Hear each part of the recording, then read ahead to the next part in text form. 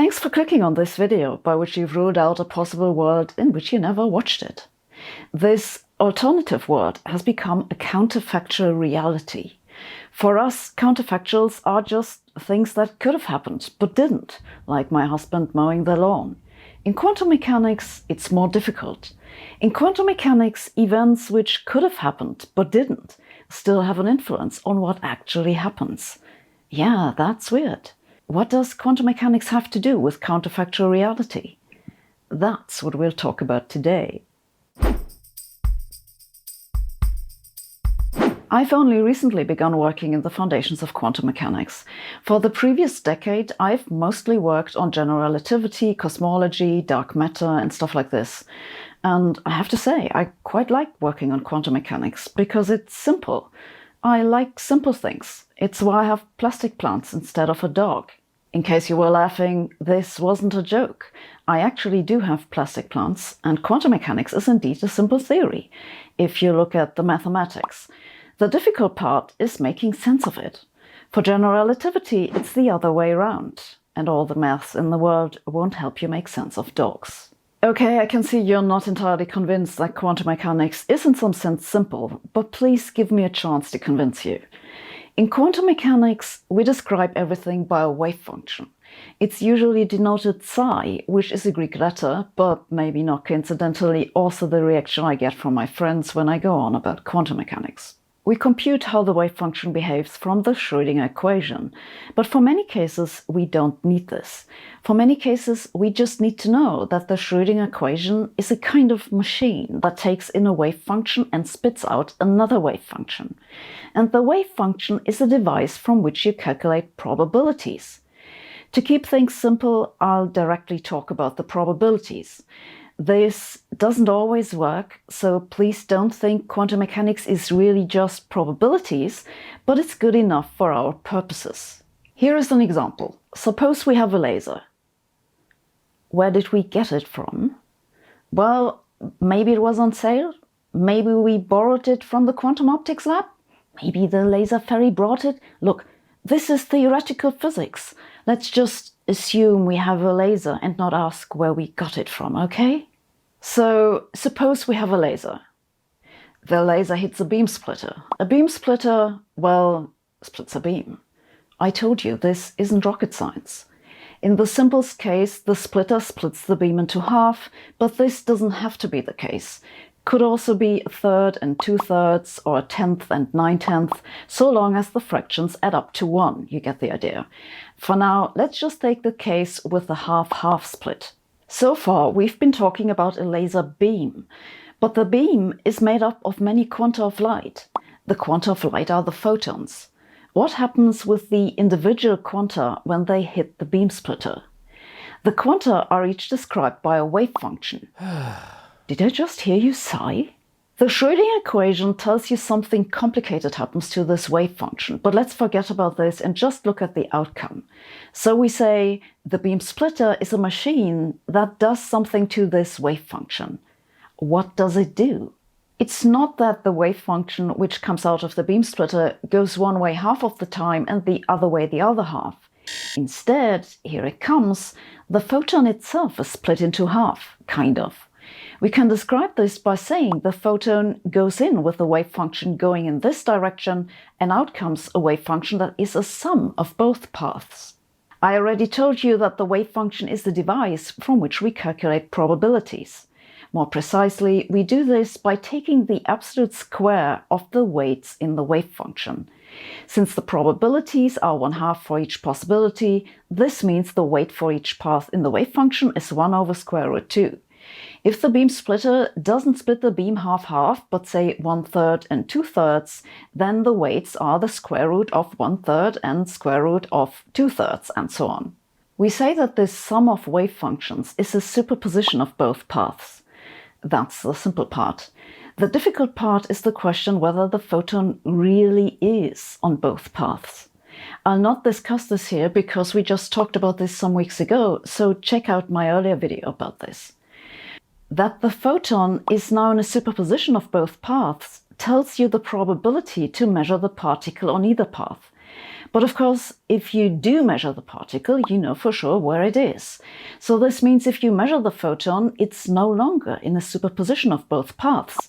The wave function has collapsed on one of the paths, like me after a long hike. As long as you don't measure the wave function, this beam splitter also works the other way around.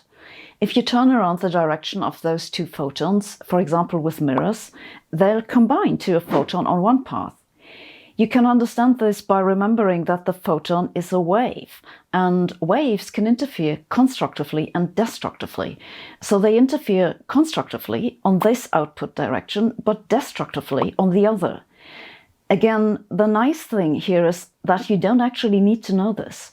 The beam splitter is just a machine that converts some wave functions into others. Let's look at something a little more useful. We'll turn this around again, put two mirrors here, and combine the two paths at another beam splitter. What happens? Well, this lower beam splitter is exactly the turned around version of the upper beam splitter, which is what we just looked at. The superposition will recombine to one path, and the photon always goes into detector 2. Well, actually, I should add, this is only the case if the paths are exactly the same length. Because if you change the length of one path, that'll shift the phase relations, and so the interference may no longer be exactly destructive in detector 1. This means a device like this is extremely sensitive to changes in the length of the paths.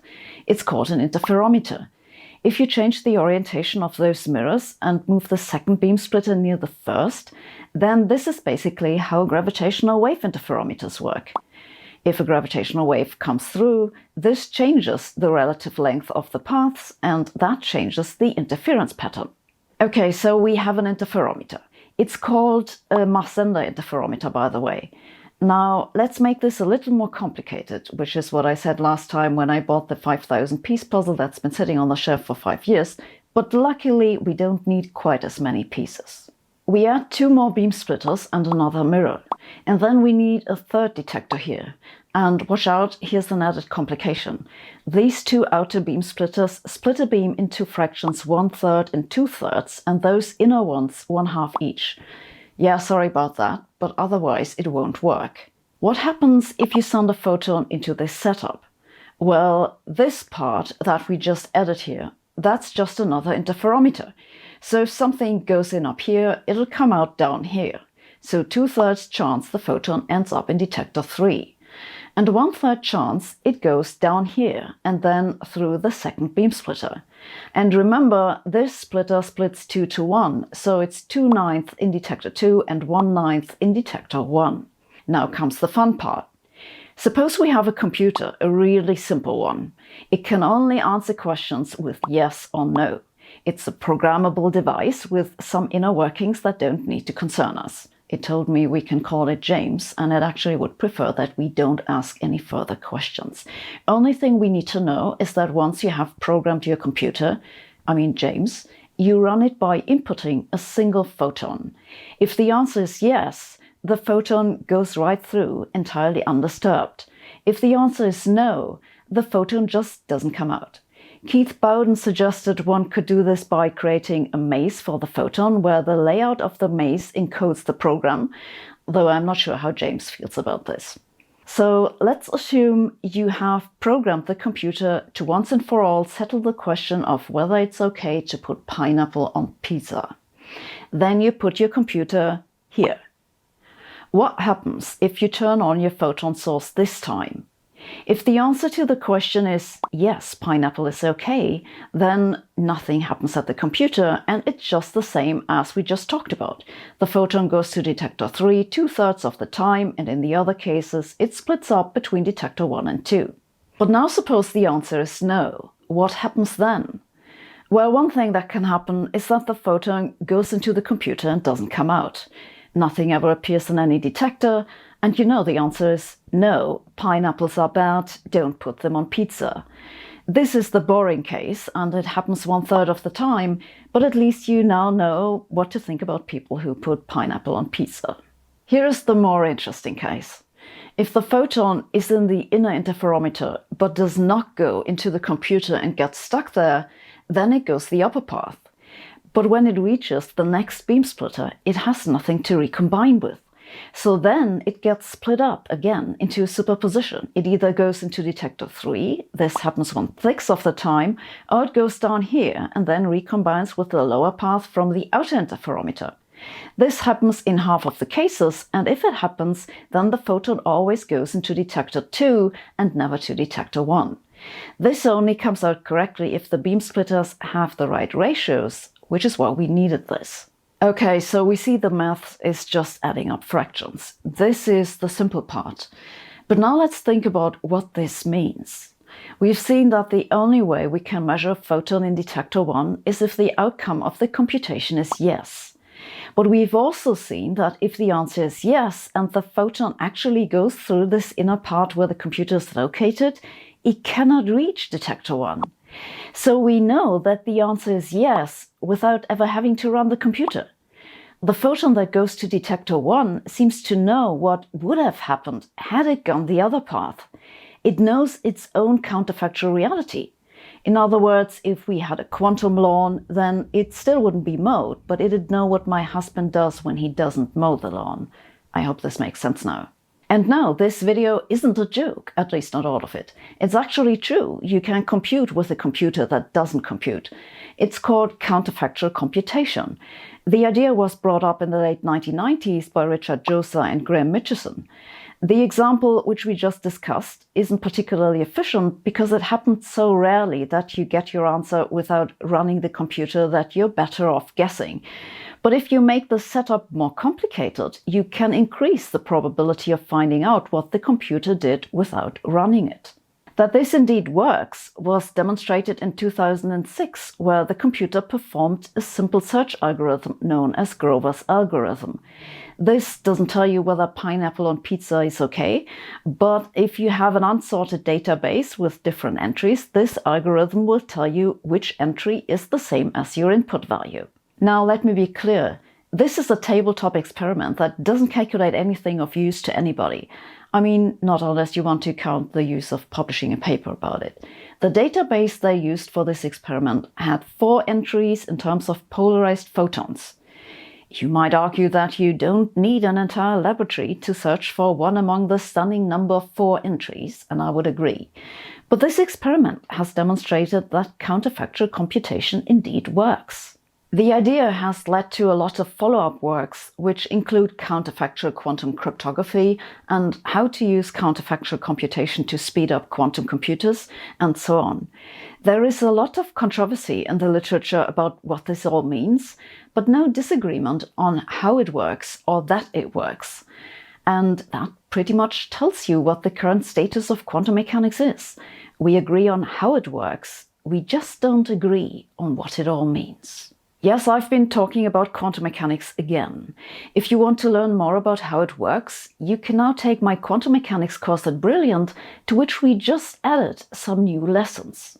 Brilliant is an amazing tool for learning with courses on a large variety of topics in science and mathematics. My new course accompanies my videos on quantum mechanics. It'll give you an introduction to superpositions and entanglement, the uncertainty principle, non-commutativity, and Bell's theorem. You can then build up your knowledge with Brilliant's courses on quantum objects and quantum computing, or linear algebra, or wherever you want to go after this. Like all their courses, my new course is interactive and will challenge you with questions, so you can check your understanding right away. I had a lot of fun working with Brilliant's team on this, and I hope you'll enjoy it too. To support this channel and learn more about Brilliant, go to brilliant.org/Sabine and sign up for free. The first 200 subscribers using this link will get 20% off the annual premium subscription. Thanks for watching. See you next week.